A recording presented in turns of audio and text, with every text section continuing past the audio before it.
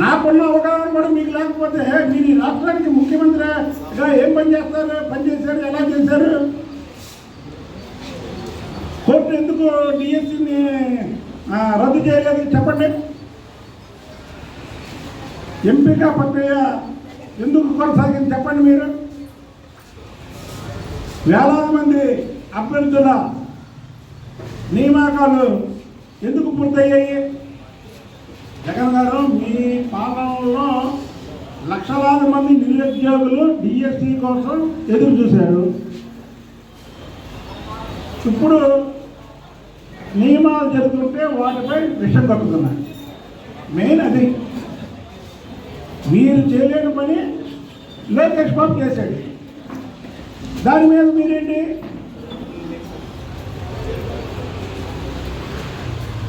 జగన్మోహన్ రెడ్డికి ఒక అవగాహన లేదు.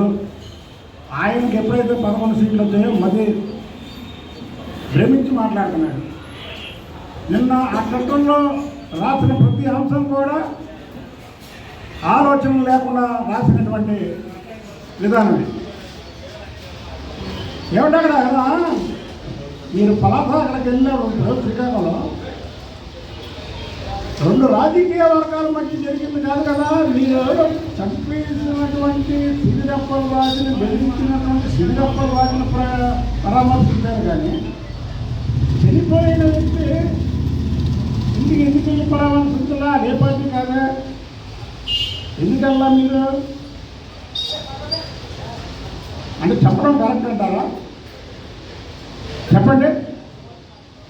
అదే జగన్మోహన్ రెడ్డి ముఖ్యమంత్రిగా ఉంటే ఏదో గంజాయి తాగి బైక్ వేసుకొని వెళ్ళి తగిలింది, ఇది తన కేసా అని చెప్పేవాడు.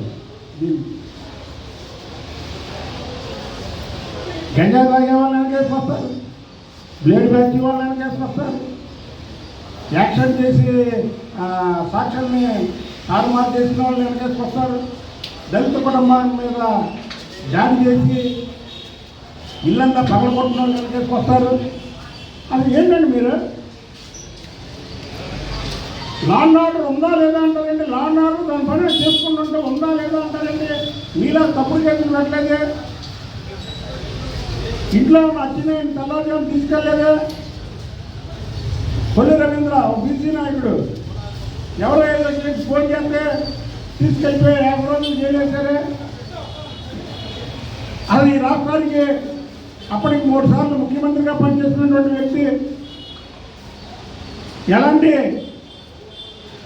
తప్పు చేయకుండా తప్పుడు కేసు పెట్టి నంద్యాల నుంచి విజయవాడ తీసుకురావడానికి రోజున్నర పట్టి మొత్తం తిప్పి మీరే మాట్లాడతారు వయసు గురించి.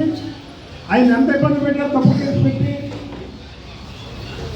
మీరా మాట్లాడేది? తప్పుడు కేసులు పెట్టేది మీరు. నేను అందుకని చెప్పాను, మీరు 1 కేసు చూపిస్తే మా వైపు మీకు 4 కేసులు చూపిస్తాను. తప్పుడు కేసులు పెట్టి పోలీసు వ్యవస్థని నీరుగార్చి మీ హయాంలో డీజీపీలో పారిపోయారు. చేయలేమని డీజీపీలు కూడా పారిపోయారు. మీరు మాట్లాడతారండి. పోలీస్ వ్యవస్థను నీరుగార్చింది మీరు. ఇవాళ చంద్రబాబు నాయుడు గారు 4 సార్లు ముఖ్యమంత్రి అవడానికి ఓన్లీ ముందు సంక్షేమం ఎంత ముఖ్యమో లా అండ్ ఆర్డర్ అంత ముఖ్యమని పనిచేసిన వ్యక్తి కాబట్టి ప్రతి ఒక్కరు చంద్రబాబు నాయుడు గారిని గెలిపిస్తారు. మీరా మాట్లాడేది?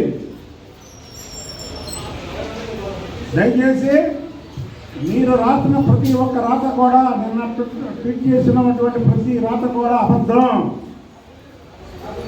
మీకు అవగాహన లేకుండా చేసినటువంటి పని అది.